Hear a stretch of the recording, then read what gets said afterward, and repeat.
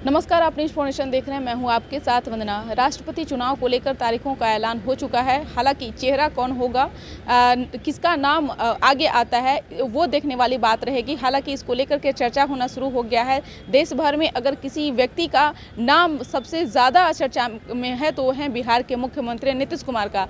हालांकि एनडीए की तरफ से यह तय कर दिया गया है कि अगर बिहार के मुख्यमंत्री नीतीश कुमार राष्ट्रपति बनते हैं तो ये बिहार के लिए गौरव की बात होगी।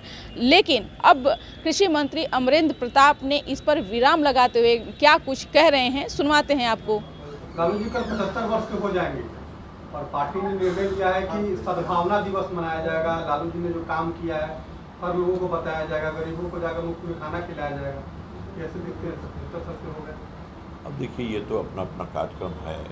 उनकी पार्टी के लोग अपने नेता के 75 वर्ष पूरा होने पर क्या क्या करेंगे, ये उनका विषय है और वो आपको विस्तार से बता सकते हैं कि वो क्या क्या करने वाले हैं।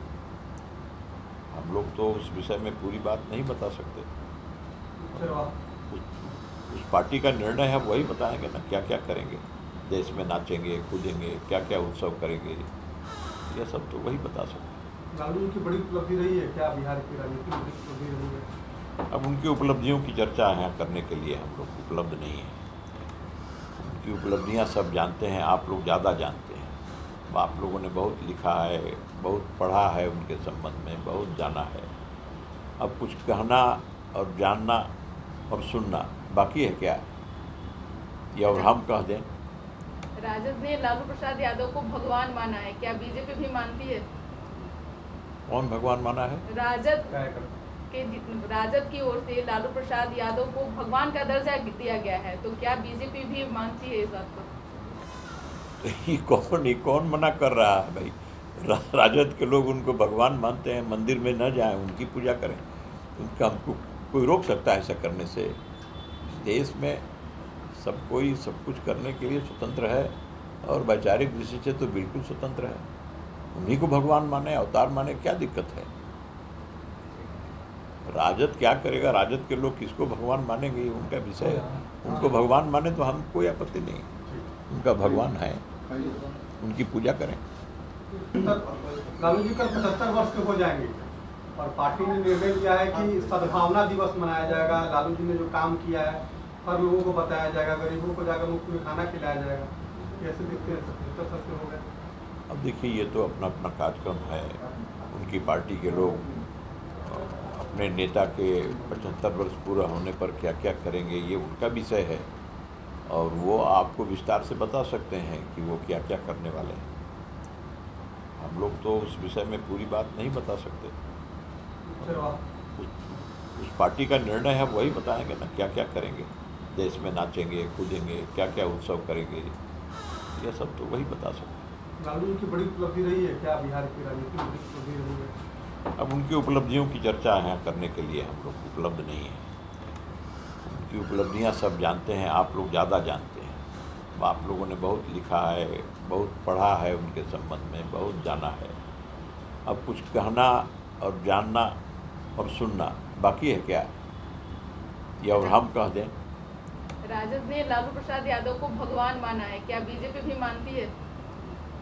कौन भगवान माना है? राजद की ओर से लालू प्रसाद यादव को भगवान का दर्जा दिया गया है, तो क्या बीजेपी भी मानती है इस बात को? ये कौन मना कर रहा है भाई? राजद के लोग उनको भगवान मानते हैं, मंदिर में न जाएं, उनकी पूजा करें।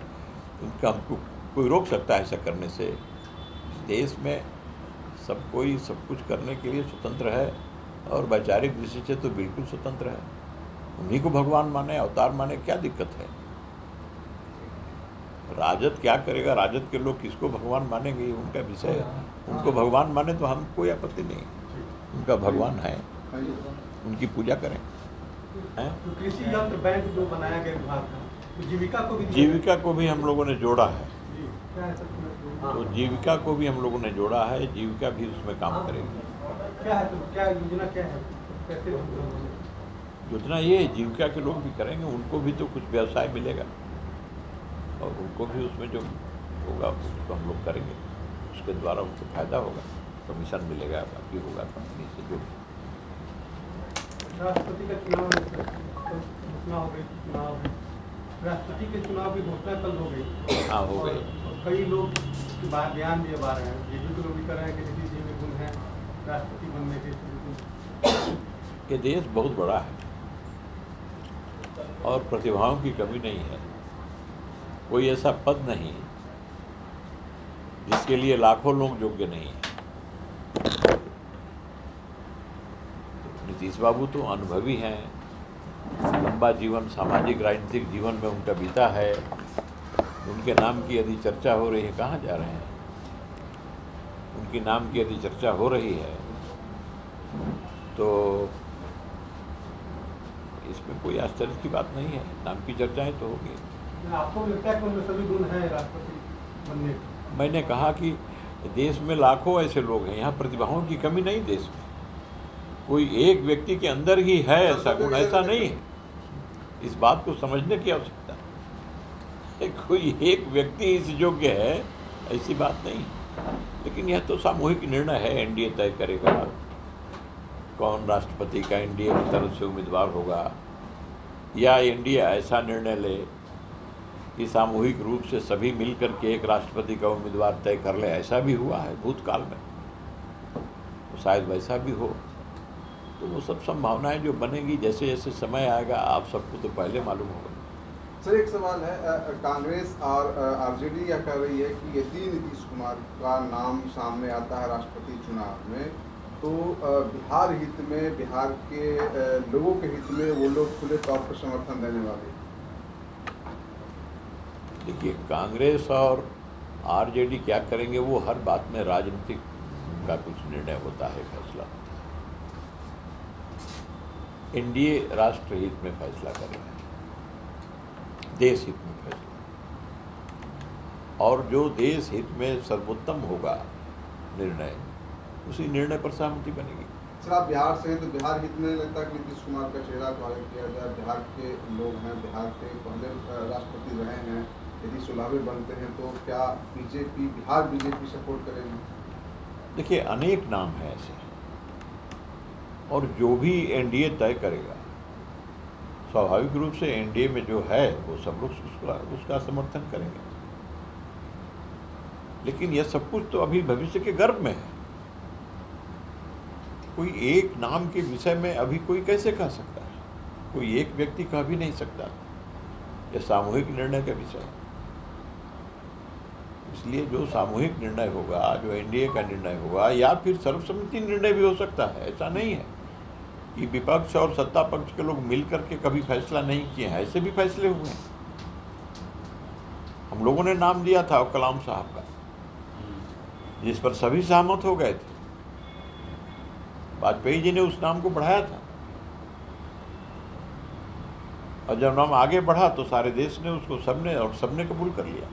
क्या सत्ता, क्या विपक्ष, सबने कबूल कर लिया। तो कैसी परिस्थिति भविष्य में बनेगी, यह सब उसके घर में है। आपने सुना कि क्या कुछ कहें। हालांकि जिस तरह से एनडीए में राष्ट्रपति को लेकर के रार मची हुई है कि क्या नीतीश कुमार राष्ट्रपति होंगे, लेकिन अब अमरेंद्र प्रताप सिंह का साफ तौर से कहना है कि करोड़ों चेहरा में नीतीश कुमार का नाम शामिल है। यानी कि कहीं ना कहीं अब राष्ट्रपति को लेकर के एनडीए के अंदर जो है घमासान मचा हुआ है। क्या बीजेपी नीतीश कुमार को राष्ट्रपति बनाता है, वो देखने वाली विषय रहेगी। लेकिन फिलहाल जिस तरह से अमरेंद्र प्रताप सिंह का जो बयान है उसको लेकर के कहीं ना कहीं बिहार के राजनीति में उठापटक जरूर शुरू होगा। इसकर बस इतना ही। बने रहिए न्यूज़ नेशन के साथ। धन्यवाद।